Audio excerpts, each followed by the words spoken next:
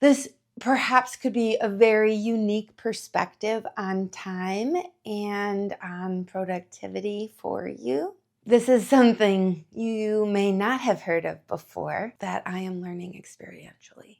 It didn't come from a book or productivity king or queen. And it's super fun. I would say January through April, I had the most productive adventure of creativity and expansion and just like delight in the process that I have ever had in my life so far. And I attribute it to this. I have spent a lifetime of making to-do lists, right? And really feeling the satisfaction, that dopamine rush when you check it off, right? Check off the box, move on. What's the next thing on the list? And for a time now, I was feeling in me that just wasn't the way for me to do it anymore. And starting at the new year, I started making a new type of to-do list, transferring the to-do list to could-do list, could do, should do, perhaps do, list of potentials. And the main shift with this is I had my list, but above it I had a little prayer, asking God and my highest self to guide me through my work and saying, okay, these are the potentials of what I could work on in my time. Please guide me in the best and highest use of my time from moment to moment, day to day. And that's what I was living in. And it was such a fun adventure because I would wake up and I wouldn't know what I was going to be doing that day. And so I was doing that. And it was so fun. It was so fun. And I tell you, it felt so good. And I had all of this energy moving and pouring through me, wanting to come out and express new ideas flowing, new clicking ins of understandings, of ways of perceiving the world that serve me. And it was just delightful. And in the process of all of that, at one point, I had all of these little things that just seemed to come together at the, perfect right timing, it seemed, to create this new idea that I want to bring into manifestation. And with that, I got so excited and I'm like, yes, this is it. This is it. This is going to be the answer to what I am trying to, create and receive in the world. This is going to be the answer. So in that excitement, I made myself a to-do list. And I said, okay, these next few days, I'm going to create the set that I'm going to use. So I have one space that I can always go to and it's just ready for me and it's easy and I have a consistency in my videos. So I started working on that and it was super fun. And I painted this background. And then, so that was a couple days and it was fabulous. And then it was my to-do list. Next up, paint a painting for in the background of this set that will just be there. And in the process of painting it, paint all these underlayers that show the words for the intro that give the story of what these videos are going to be about. And I did some of that, but I gave myself a week in my to-do list to come to a completed, finished painting with these underlayers, all which I had videoed myself painting so I could splice it all together and make this cool little intro. Well, I will tell you, it is exactly a month later from when this idea came into my mind. And here is my not finished background painting. It's not done. And when I did not get it done within that first week, because then the next week was going to be filming a whole bunch of videos and editing them. And within 3 weeks' time, in my mind, I was going to be putting videos up in this cool set with this great intro and all of this passion and love coming together with my unique me-ness shining through to love and serve the world in the way that I can. And it's been a month, and I don't have the painting done, and I don't have the videos planned out, and they're like, I'm behind. And once I started falling behind that to-do list plan that I gave myself, I have been feeling tension and stress and making myself wrong and feeling just frustration. And at some level, remembering, no, give it to God, trust the energy, trust the flow. And at another very palpable level, just not enjoying things anymore, because not enjoying things to the same degree, because here's the thing. Here's what I'm seeing now. I subtly, once again, decided that my me, so I believe everything is me, myself, and God. I have a whole video where I share about that, but that's like one of the deep lessons, like things that clicked in with me that I'm working with these last, 6 months or so. So me, myself, and God. And my me, my small self, is my ego, my protected personality, as Sue Morter would call it, my I want things this way, I want this, I want that, like my small self.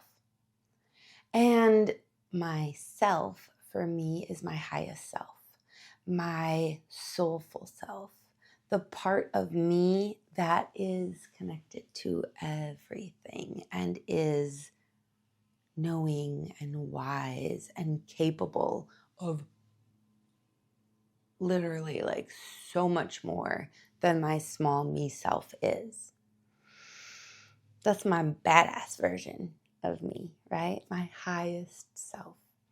And then God, everything is God. God permeates all. God is all. So it's me, myself, and God. That is my experience of life. And that's like what I'm working with as the foundation of what this reality is right now. I don't know, but that's what I'm working with. So inside of that me, myself, and God, I made a really conscious choice, and I have been every day, to hand the reins over to my highest self, to lead me in this dance of life. The music being like God, the unfolding of what is happening around me. That's the music, right? And my highest self can lead me, my me, in the dance. She's in charge. That highest part of me is in charge of my days. And that's where I was just like having so much fun in the dance. And what I think I did was my highest self brought in this idea. And my me was like, yes, that is going to get me what I want. I can totally see how this can work to get me what I want. And so my me worked her way to being in charge, or at least was fighting to be in charge, hence my frustration and my tension and everything when my me decided my to-do list and my timeline. My me gave myself a week to make a big ass painting with a bunch of underlayers. That could be the background. That could perfectly show, what these sharings are about. My me decided that I should have it all then, like 10 to 12 videos recorded the next week. My me decided the timeline, the editing and the posting, and how it was going to get me what I want. And the only way to get me what I want fastest is for me to be in charge. That's the subtle programming, the subtle taking over that was happening within me. And it felt shitty. It felt bad. And I kept trying to surrender and be like, okay. And my highest self was kind of making me surrender because it wasn't going the way my me wanted it to.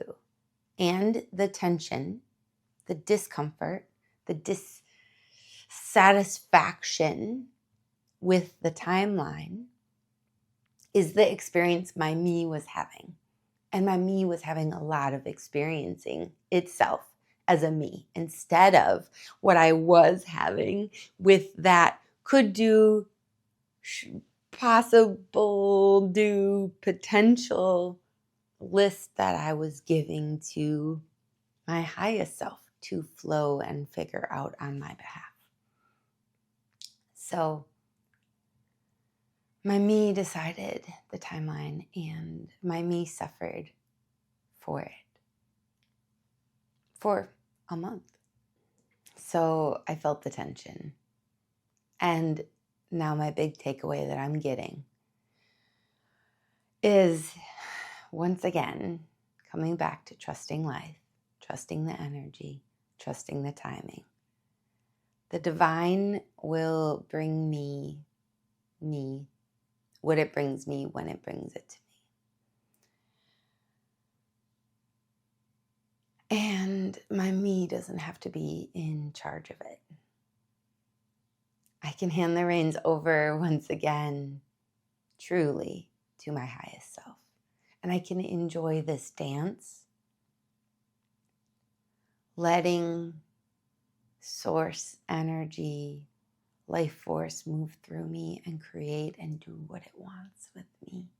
So I'm doing a daily share each and every day on Substack where I am writing a bit and then recording an audio typically of the writing and including 3 songs for empowerment, usually tied to whatever I have written. And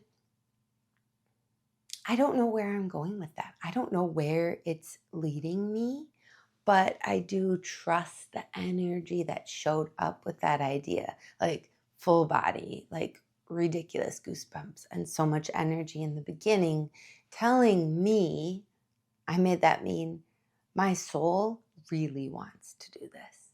And yeah, I don't know where it's taking me. I don't know where this road is leading, but I'm on this great off-road adventure to find out.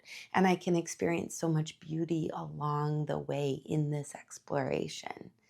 And that's a really cool thing. And there's a big time and energy commitment in it. And I am growing and expanding past my levels of comfort repeatedly. Like it's a whole thing.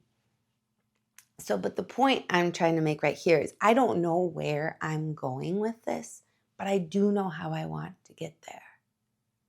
I want to get there dancing with life, dancing with my highest self, leading me in the dance, that I may know the experience of joy and beauty and love and just energy, sacred aliveness moving me, because those are my favorite things. I love to dance, and not dance where the steps are given. My favorite type of dance is ecstatic dance, where you let your body move at an ecstatic dance however it wants to. It's not about looking good. It's not about attracting anybody. It's about expressing whatever is in you at the moment, and a safe and sacred place to do that. And even in community. And it's amazing. And it is my favorite type of dance, along with contact improv. Contact improv is doing that, but with another person, where you are tuning into trust, trusting yourself, and they're trusting themselves. And together you go into this flow and experience something that could never have been without that. And it's a changing moment in time where not only are we the people who are doing it dancing with life, but we are dancing together with life and in creation. And it's just like, life makes sense when I'm dancing in these ways, especially in contact improv, because the person or persons I'm dancing with in contact improv, they are this element of God. The life that is around me that I am not at all in control of, but I can move and flow and play with and enjoy and just like really tune in. These are such, like, dancing through however the body wants to with the music that is playing, or even without music. Contact improv often is done without music. And just tuning into that which is here and then moving with it. It's like such a deep call to presence. It's this active meditation, and I just absolutely love it. I absolutely love it. It is this really like experiential knowing of myself and life, where life makes sense when I'm dancing. And sacred aliveness is here and present. And I want that all the time. And so I have been working with how to achieve that in my daily life. How do I dance through life? How do I dance through my work? How do I dance through what is occurring in the world? And this is what I am discovering in that. And it really comes down to surrendering over and over, having my small self surrender to the energy of the moment, to what is moving in me, to what my highest soulful self wants to lead me in. So if things aren't working for me on the timeline I want, I am discovering that means my me is the part of me that's determining the timeline. And so my me has tried to take over, and my me is frustrated, while my soulful self is probably quite delighted, because my me is getting some experiential learning right now that, oh, I have forgotten to go back to what I've said is my foundation in life, that I am here to dance with the sacred unfolding and allow God and my highest self to lead me on this journey in my life, that I may know sacred aliveness, that I may know myself as the ever new unfolding of the divine. So I hope this helps you. This is something that I am learning experientially. It didn't come from a book or productivity king or queen. It came from a deep, deep longing within myself to dance through life. May this video and this share help you dance through your own life, if that is something you desire as well. Sending so much love. If you like this, watch this next. Blessings to you. Mwah.